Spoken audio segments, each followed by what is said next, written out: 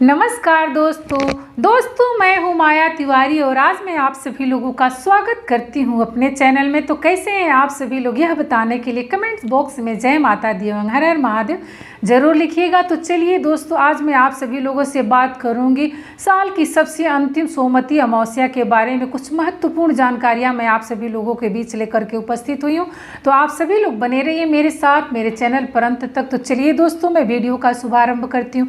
सबसे पहले मैं बात करूंगी क्या इस साल जो ये अंतिम सोमवती अमावस्या पड़ी है तो क्या इसमें व्रत उठाया जाए या उद्यापन किया जाए या किस तरह से विधि विधान से उनका पूजा किया जाए। तो दोस्तों, सबसे पहले बात ये है कि ये सोमवती अमावस्या जो है पड़ी तो है, लेकिन खर मास के नाते और मूल नक्षत्र के नाते जो है इस सोमवती अमावस्या व्रत का कोई भी मतलब नया लोग जो है इस व्रत को नहीं उठाएंगे।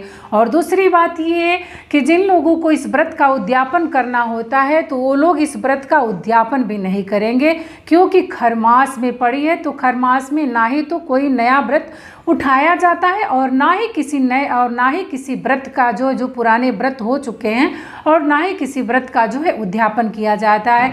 तो एक बात तो ये है कि पहली तो ये बात है कि खर मास है और दूसरा जो है ये सोमवती अमावस्या जो है मूल नक्षत्र में पड़ा है, तो इसमें जो है नहीं इस व्रत को उठाना चाहिए। सोमवती अमावस्या के दिन जो है स्नान दान का सुबह का समय है 5 बजे से लेकर के 6:30 बजे के बीच में जो है स्नान दान करने का सबसे उत्तम समय है। अभिजीत मुहूर्त लग रहा है 12 बजे से लेकर के 1 बजे के बीच में जो है अभिजीत मुहूर्त लग रहा है। तो जो लोग किसी कारणवश पूजा नहीं कर पा रहे हैं तो अभिजीत मुहूर्त में जो है दोपहर में पूजा कर सकते हैं, लेकिन जहाँ तक संभव हो तो भोर में ही पूजा करना सोमवती अमावस्या का सबसे उत्तम रहता है। तो ये बात है कि इस साल जो है ये व्रत नहीं उठाना है। हाँ, और 2025 में भी सोमवती अमावस्या का व्रत किसी को नहीं उठाना है, क्योंकि सोमवती अमावस्या लग ही नहीं रहा है।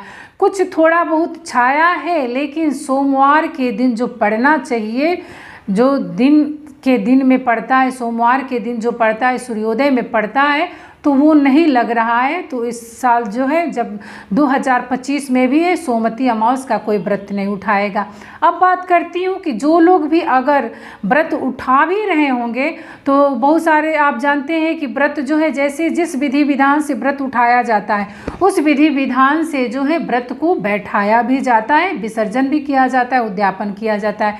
जैसे कि मान लीजिए कि सोमवती अमावस्या का व्रत उठाया जाता है तो धान पान से उठाया जाता है, और जो सोमवती अमावस्या का विसर्जन किया जाता है बैठाया जाता है तो नमक की ढेली से, जो नमक का ढेला होता है छोटा छोटा, तो नमक की ढेली से जो है सोमवती अमावस्या को बैठाया जाता है। ठीक है, इस बात को आप लोग ध्यान रखिएगा। अगर आप कभी सोमवती अमावस्या का उद्यापन कर रहे हैं तो नमक की ढेली से ही उठाइएगा। और हाँ, और जो उठाते वक्त भी पीपल की भांवरी देना है और बैठाते वक्त भी पीपल की भांवरी देना है। ये बात मतलब ध्यान रखना है कि जिस तरह से आप उठाएं उसी तरह से बैठाएं।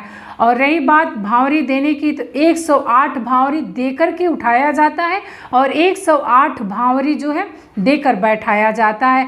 अगर आप जो है मान लीजिए कि करते करते समय हो गया है, तबीयत नहीं सही है, तो आप क्या करेंगे कि संकल्प लेकर के जो है, और आपके घर में जो बहू बेटी होगी, उठाते समय तो आदमी थोड़ा रहता है लेकिन बैठाते समय लोग अचलस्त हो जाते हैं, तो आप अपने घर की में जो आपके घर में बहू बेटी होगी उसको संकल्प करवा करके और ये बुलवाना है कि मेरी ही भांवरी है, ये मेरी ही फेरी है जो मेरी बेटी दे रही है, मैं बैठा रही हूँ। लेकिन 108 भांवरी के साथ ही किया जाता है। ठीक है, तो इस बात को आप लोग ध्यान दीजिएगा कि इस तरह से जो है व्रत को उठाया जाता है और व्रत को बैठाया जाता है। तो इस साल 2024 में साल की सबसे अंतिम एवं आखिरी सोमवती अमावस्या व्रत त्यौहार पड़ रहा है। तो 30 दिसंबर 2024 दिन सोमवार के दिन है और उस दिन जो है पूरे लोगों को व्रत मतलब पूरे दिन व्रत रखना है। ये नहीं कि भांवरी देने के बाद खाया नहीं जाता है। बहुत सारे कहीं के रिवाज है कि भांवरी देने के बाद खा लेते हैं लेकिन खाया नहीं जाता है। अगर आप व्रत धारण किए हैं तो व्रत धारण करना ही रहेगा। चाय पानी पीजिए, शरबत पीजिए। वैसे तो बहुत छोटा दिन हो रहा है, कोई इतना तकलीफ़ नहीं होगा मतलब व्रत को पूर्ण करने में।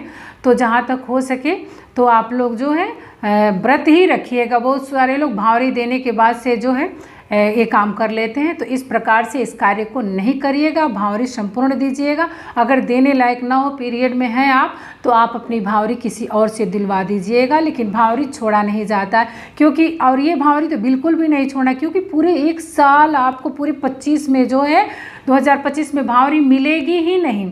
तो इस भावरी को आप किसी भी कारण से मतलब उसको जो है मिस्टेक मत करिएगा, छोड़िएगा मत। इस भावरी को अगर नहीं दे पा रहे तो किसी से ज़रूर दिलवाइएगा। और भावरी के दिन जो है, अमावस्या के दिन जो है, अपने घर में जो है गंगा जल का छिड़काव जरूर करिएगा। इस बात को ज़रूर ध्यान रखिएगा। और उस दिन जो है किसी को ना ही तो अपशब्द बोलिएगा और ना ही तो किसी को कुछ अनर्गल बातें सुनाइएगा। और सुनने का भी मत करिएगा कि आप कोई ऐसा काम भी ना करें जिससे आपको कोई कुछ अनचाहे बात सुनाए, ठीक है। तो दोस्तों यही रही भावरी से संबंधित, सोमवती अमावस्या से संबंधित। तो आप सभी लोगों को कैसी लगी, फिर मिलती हूँ एक नई वीडियो में। अगर आप सभी लोगों को ये थोड़ा सा मेरा आप सभी लोगों को इस वीडियो से हेल्प मिला हो तो प्लीज़ मेरे चैनल को ज़रूर सब्सक्राइब कर दीजिएगा। फिर मिलती हूँ एक नई वीडियो में। तब तक के लिए आप सभी लोगों को साल की सबसे अंतिम सोमवती अमावस्या की बहुत बहुत शुभकामनाएं। प्रेम से बोलिए विष्णु भगवान की जय है।